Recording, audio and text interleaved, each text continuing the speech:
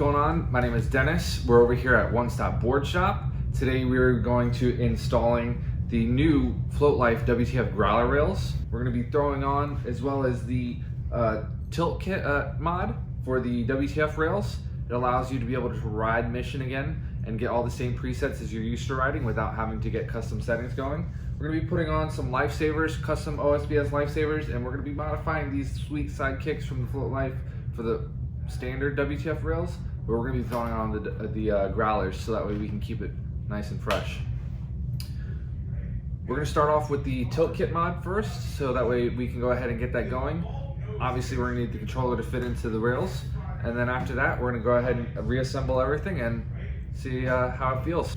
For the tilt kit mod, it is just the container lid. It's going to go ahead and add that angle back from where the stock rails are for the WTF. What you're going to need for this install is a little flathead screwdriver to help you get into your container. You're going to need a 3/32 drill bit. You're going to need a number 1 and 2 Phillips head screwdriver bit and a 1/4 socket for your wrench there. I usually use a crescent wrench to help me get the plastic rings off the back.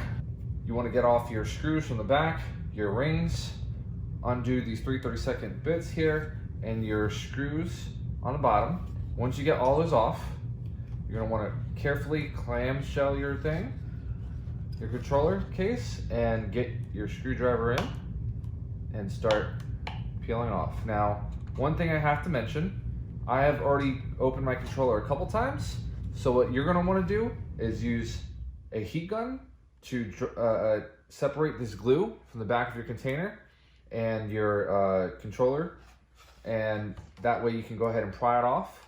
But I'm skipping that step because I do not need to do that right now. You're going to want to disconnect your wires for the power button. You're going to want to disconnect your headlight cable. If I can ever get this thing off. Got to be very careful what you're doing. Don't want to mess up any of your capacitors or your inductors. And then you're going to want to get the main charge port cable here off. If I can ever do that without any assistance. And then go ahead and take your 1/4 socket, take out the 5 nuts so that way you can go ahead and access your controller.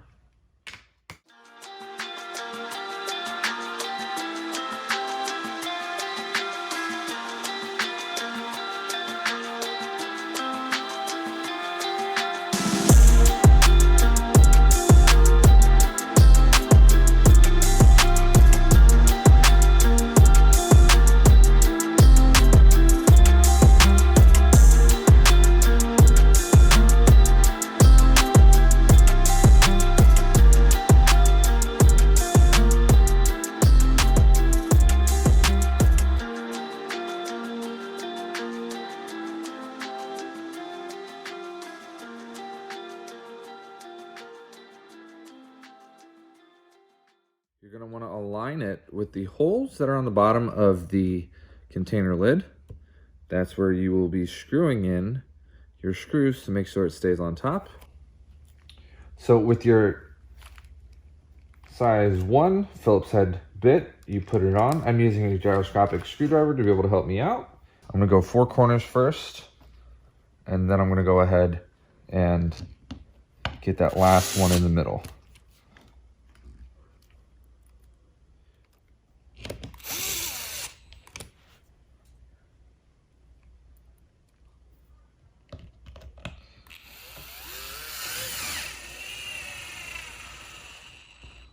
And there you go. All 5 are now in.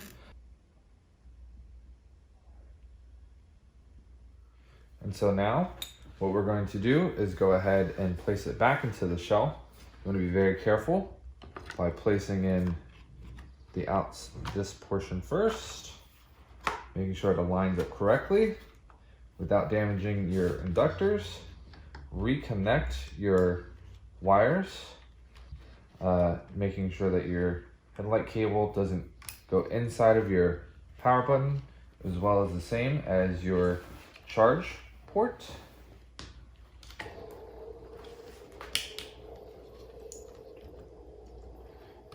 plug it all back up. Now once you get all those in, you line it all up and give it a nice little hug back together. Now that we have the controller side screws in, I'm gonna go ahead and move to the rear. And what I like to do is put these on first. You want the yellow right next to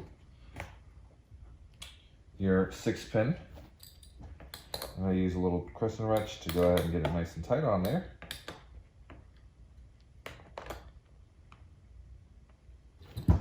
And then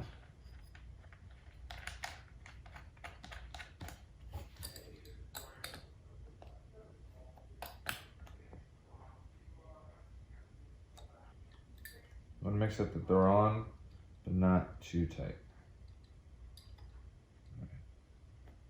I'm just going to do that. Okay. I'm going to take now my number 2 drill bit for Phillips head and screw in these final 4 screws for the controller.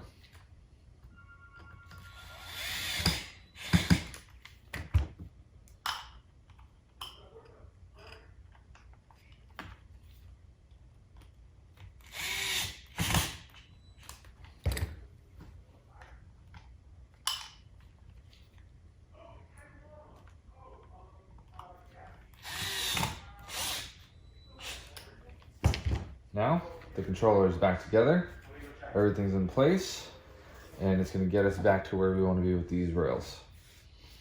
All right, so now that we're back on top of the table to go ahead and finish up this build, we're gonna be installing the controller and parts into the rails. Our box here has been packed by Keaton. Thank you, Keaton at Foot Life. Really appreciate you for packaging with care. On this build, we're gonna be adding on a white Cush Low. All right, on my front foot pad, I have the Pro Rides Dark Side grip pad. It is an overlay that goes over your front foot pad sensor. It gives a little bit of mellow concave foot pad feel, just like the rear of the Foot Life's Cush Low. It's really great. You can add your own grip tape over the top of it whenever it gets worn down, and you don't have to remove and replace this grip pad. Obviously, everything decked out here at OSBS is OSBS colors. I have our custom bang bumpers that I've been using on my prior growler build. That's why I don't have to modify so much of my growler already. It's just gonna be swapping from straight growler rails to these fresh WTF growlers. Alongside that, we're gonna be adding on these really sweet OSBS custom Float Life side rails covers. And on top of that, we're gonna be adding the fender deletes. So we're gonna start off with the rails. As usual, I like to go ahead and place in the battery and the controller on one side, so that way I can go ahead and match up all my holes correctly.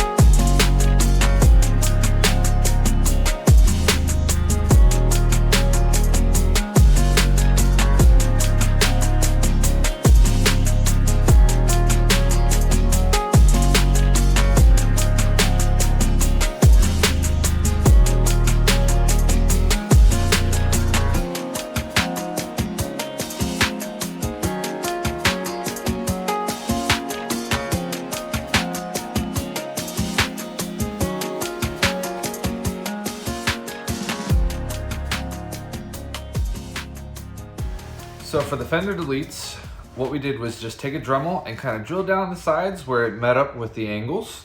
And then now all we do is just bend it a little bit and put it in place. Fits like a glove.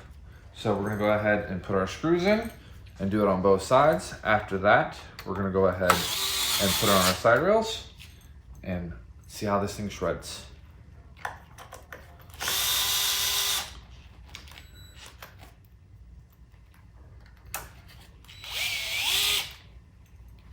Sure that these holes line up, because it is obviously a little bit of an angle.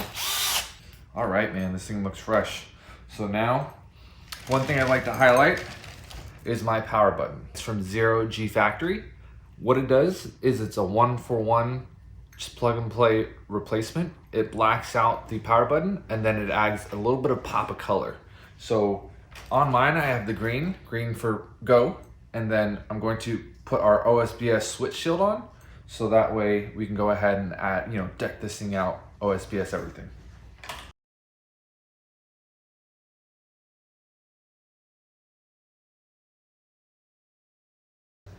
All right, so now what we're gonna do is we're gonna go ahead and install our Sidekicks, and then we're gonna go ahead and add that Float Life badge, and you're gonna see it right here. We added our stay riding badge, we added our Sidekicks. Now the last thing that we really need to do is sit there and tighten up our bolts.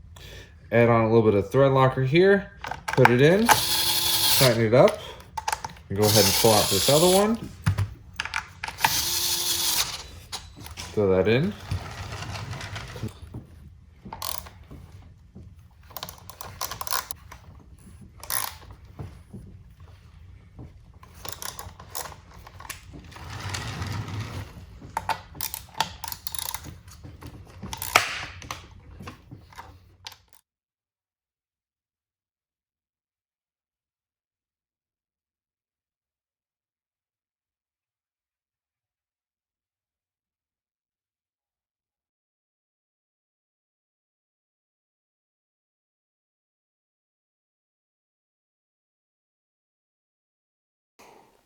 The difference right off the bat is you feel a sense of having a more stable, just foot locked in mode when the moment you step on a WTF Growler versus the regular Growler.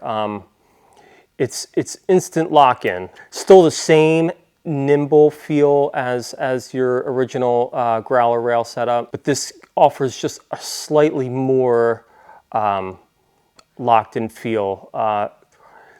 Takes a little getting used to. If you've, like me, and you've ridden Growler rails for any extended period of time and go from that setup to the WTF setup, just a slight bit of an adjustment, but again, still that same nimble, snappy feel of the shortened Growler rail setup with now an added, locked in feel. Definitely a lower center of gravity for when you're taking the drops, stable, going over uneven terrain where you normally would edge on the nose. This WTF has a slightly pitched nose, which then grazes any obstacles. So you're able to get over things, you recover, and keep on with your ride. So far, I haven't found any limitations with them. It's all the same as far as throwing the tricks. I find it very versatile. And again, I think touching back on those higher drops, I think that lower center of gravity definitely helps. Yeah, I think it's a great trick board. Very, very comparable to if you're used to just an original Growler setup. Definitely can make the transition.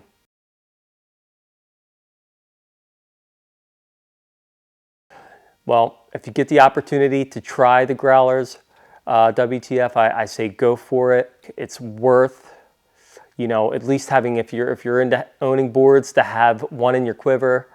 It offers a unique experience, a different ride that I'm sure than what most people are used to. Yeah, get the opportunity, hop on one, buy a set. You won't regret it. One of the best feeling rail setups that I've ever ridden by a long shot.